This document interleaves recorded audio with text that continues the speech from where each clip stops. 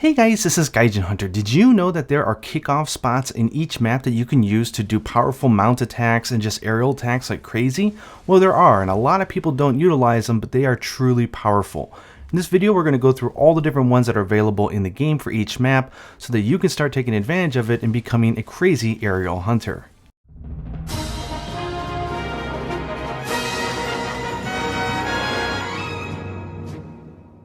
Okay, there are two in each area. The first one is in the ancient forest. This is the area directly in front of and on top of where Tobi Kadachi sleeps.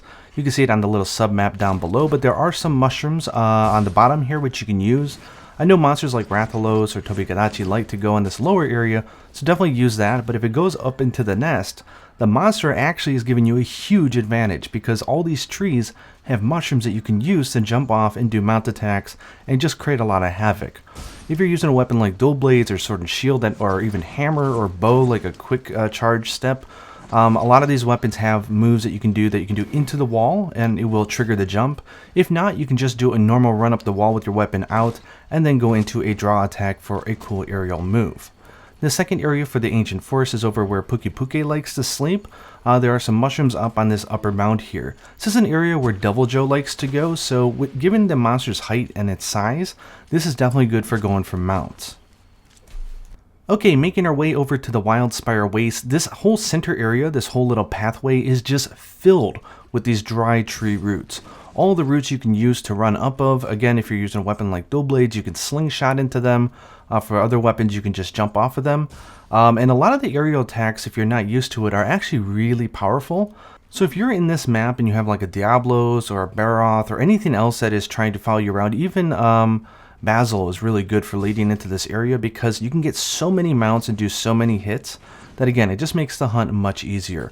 I'm not going to show off all the areas, but this whole center area is just lined with these trees that you can jump off of.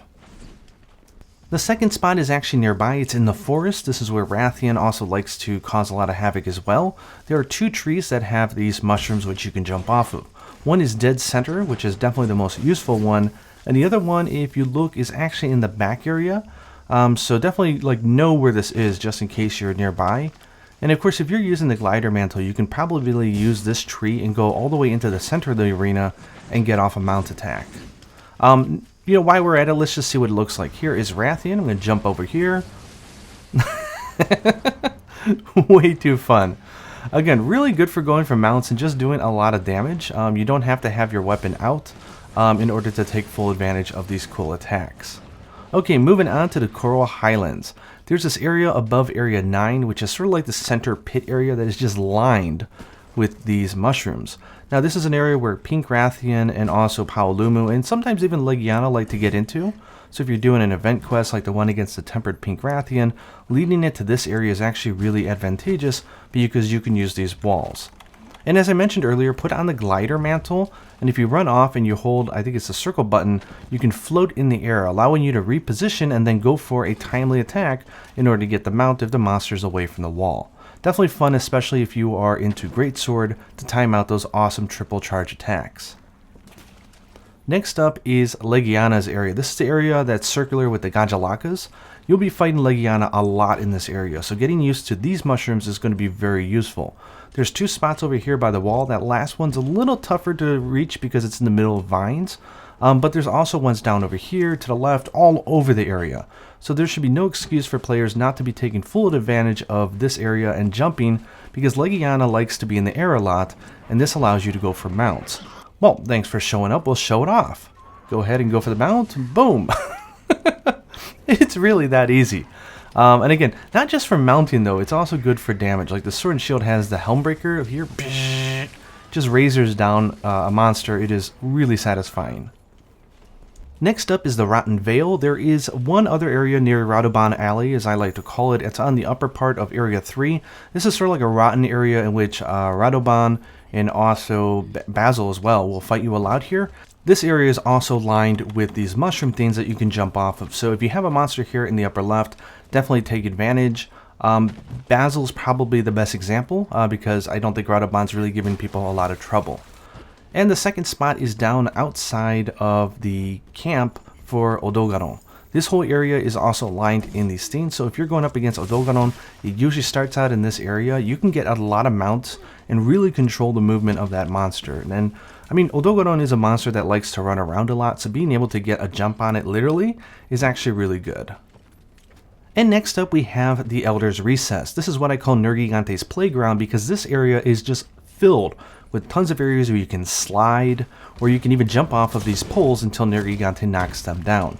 Honestly, if you take advantage of sliding and these poles which you can run up off of, there's no reason why you can't kill Nergigante exclusively here and stop it from even moving outside or going back to its lair. This area is just a playground for experimenting with aerial attacks, and Nergigante is really weak against them. Here's the area here again. I'm going to show off that mantle again. Really great against Nergigante because he's so low when he punches. That really allows you to reposition. The second area is actually the final map where you fight Kushada Daora. This little stand here is actually an area that you can kick off of. And I don't know why players don't use it because this is a very tough area to fight Kushala. So if you do have to fight it, make sure you sleep bomb it, but after that, everybody should be going for mounts because that will dissipate all the tornadoes and make it very easy for you to break its horns and to kill it and finish the hunt. And we do have the arena. If you go up to the arena, there are these trees with these nets. These things are the same thing as the mushrooms. You can run up off of them and do these awesome attacks. There's one tree over there and there's another tree over on this end. Let's go ahead and see what this one looks like. I do find it much easier if you lock on with the target camera to a monster and you click to focus on them right after the jump. It allows you to sort of reposition yourself as you jump off because your sort of jump off direction is not set. KO of the year, baby. Boom! And the special arena also is lined with these trees as well, which you can use if you have any special arena quests. Considering this arena is actually really small, these things are pretty useful, and it does open up opportunities that you wouldn't have otherwise. And finally, if you want to try any of your attacks out with any of your weapons, there is a jump off spot in the training room behind the pole. I do wish that it was a little bit closer to the pole because for some of the weapons, it's really hard to jump that far and hit the pole and see how powerful your attack is. But you can with certain weapons like this, if you change your camera, sort of line it up and check things out. Again, get familiar with all the different weapons that you're using. You might be surprised there may be some attacks that you're not utilizing. And last but not least, even though Colv is leaving today, she will be back later. In the area 2, there are these sort of platforms that have these white rocks. That is another kickoff area. This is especially very easy to get a mount in area 2, which is very good because this is the area in which you want to break off parts and do stuff like that. And area 4 would be a lot easier if people took advantage of these spots as well. There are a few pillars on the ends which you can jump off of and go for those horns and also mount attacks. And of course that whole center one, 360 degrees, you can jump off that thing. So it's very good for hitting those horns if you're using a weapon that can't reach them. You know, you don't have to like sort of just stand back and be passive during this hunt. You can really participate. Here's just a quick example to leave you guys out, and I hope you guys check out all of these areas, get used to them. I think you'll find it makes the game a lot more fun and a lot easier. Anyways, hope you guys enjoyed these tips. Let me know down in the comments if I missed any area. Hit the like button if you enjoyed it. Subscribe if you haven't already. And until next time, happy wall kicking.